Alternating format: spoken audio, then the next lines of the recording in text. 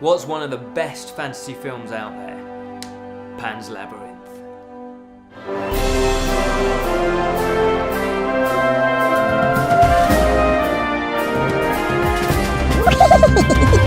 Hello, welcome to the Bottled Imp. My name is Ken Boyter and this is a fantasy review show. Once again, we are in our temporary location, so I'm going to give a big shout out, a big thanks to Moog for letting us, for letting us film here. So thanks, Moog. So on to the review. Today it's Pan's Labyrinth. Yes, Pan's Labyrinth. Now I first heard of Pan's Labyrinth because I was at a cinema in London and I needed the loo. I went in there and there was a poster for this film. It hadn't come out yet. It looked intriguing. I loved the artwork. I was curious. So I'm really glad I did go for a wee that day because I found the poster and hence I found the film. Let's take a look. So, Pan's Labyrinth, what's it all about? Well, it's set in Spain in 1944, which is 5 years after the Spanish Civil War. So, obviously, your first thought is this fantasy? Well, no. To begin with, it isn't. It's very grim. It's set, as I say, just after the Spanish Civil War. And it does open up, indeed, with a series of soldiers. They're moving house, so to speak, moving barracks, they're setting up base. And in amongst that is an 11-year-old girl. One of the captains, he actually, that's his stepdaughter, and she's moving house. And they're all moving to this kind of hillside, this wooded area. And so Ophelia, who is the 11-year-old girl, that is where the fantasy elements start coming in, and it's so beautifully done the way that the director Del Toro, he actually mixes the harsh, grim reality of post-war and the soldier environment with the fantasy element, and it's Ophelia where we actually get the glimpse of the fantasy, and it's so subtly done to begin with. I won't give any any plot spoilers away, but honestly it's so nicely done. I was very excited to watch this film. It was fantastic. So this girl inhabits the harsh reality of day-to-day living, basically in a soldier's camp, it turns out to be. And so this film isn't a sword and sorcery fantasy, it's actually more fairy tales, it's more mythology, it's folklore, and it's also a story about the power of the imagination, because as the film progresses and the more of the fantasy elements come in, you start thinking, well, hang on, is this actually Ophelia's imagination or is it actually happening? Now I personally like to believe that it's actually happening, but of course that's for the viewer to decide. And I can see arguments for both camps. I don't ultimately think that's really important. What's important is her journey and I know that's a bit corny, but her actual quest, her journey, her motivation for wanting to delve deeper and deeper into this fantasy world. The production values are brilliant. They're, as Alan Partridge would say, they're first class. Can't fault the film on the production value, right from the acting to the script to the lighting to the special effects. Everything is brilliant. It's actually, and I'm just I can't really praise this film enough. It's also, as I say, the acting is superb, and what really holds it together is the three main characters, the dynamics of each character and the way that they're portrayed.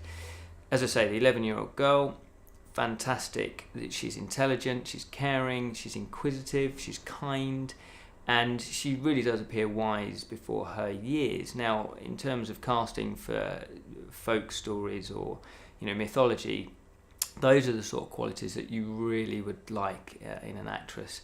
And you'll have to forgive me with the pronunciation, but I think her name is Ivana Baquero. So sorry about that, but she is amazing. And then the other characters are her stepfather, and that's played by Sergi López. Sergi López. Again, he's a captain, total contrast. He has no humanity, he has no sympathy. All he knows is the brutal, harsh realities of warfare. Well, obviously they're not in war at the moment, so he's struggling with how to deal with his emotions and how to deal with living in peacetime. And then thirdly, again, there's another contrast, is the housekeeper, and she's played by Maribel, sorry, my pronunciations are rubbish, Maribel Verdú, and the housekeeper's called Mercedes, and brilliant, really lovely, warm, intelligent acting. The character, again, totally believable, very warm, very intelligent, very caring. Instantly she takes a shine and wants to care for the girl. But because, she's the housekeeper, she has to keep a slight distance. And over the course of the film, obviously the two girls, the housekeeper and the girl, become closer and closer. It's a dangerous place to be, though, because there's the resistance that are there. And so, without spoiling things, things turn nasty. But the dynamics work beautifully, and each character has their own story arc, very well rounded, totally believable. So the way that they each interact, is really central to the film. The real world storyline, as I say, is very grim, it's very real. It's about a country coming to terms with the Civil War and actually healing after it. And obviously both sides are, still do hold grudges.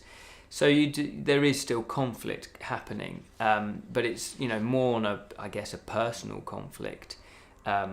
There's still resistance fighters, and there's still, the proper regular army.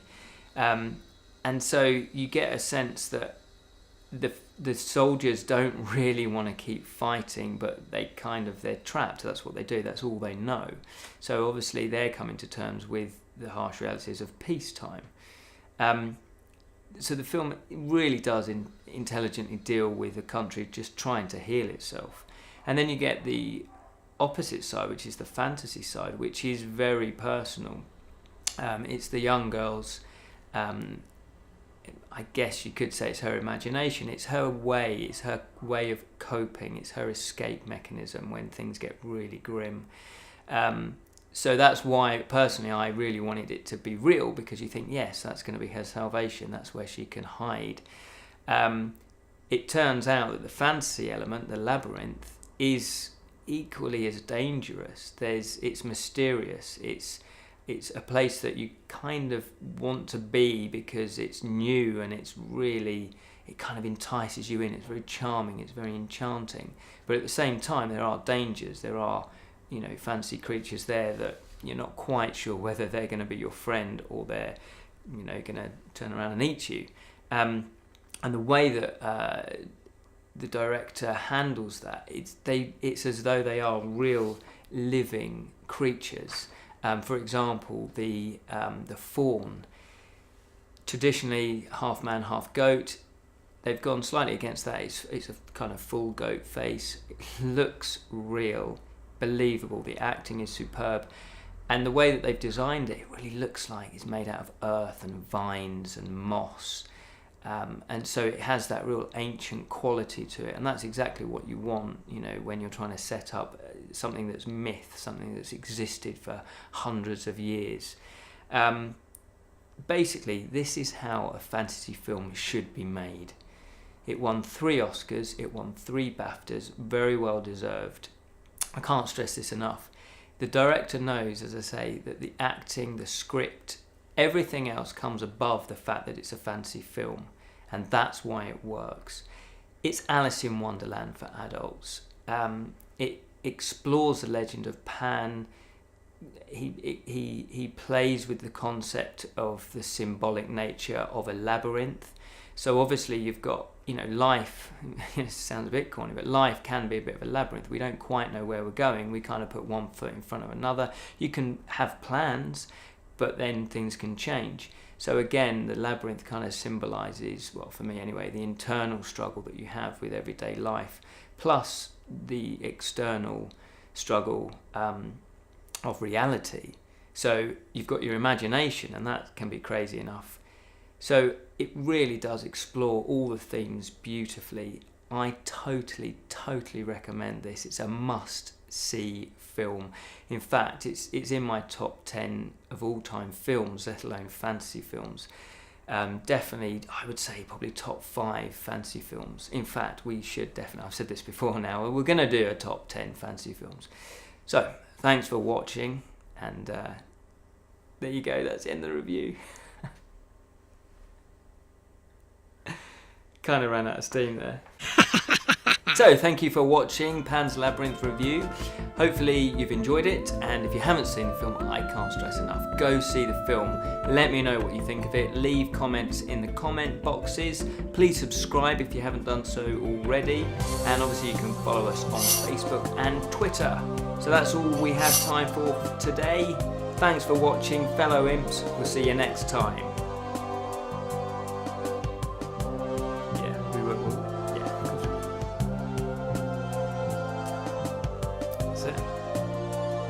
Nothing more.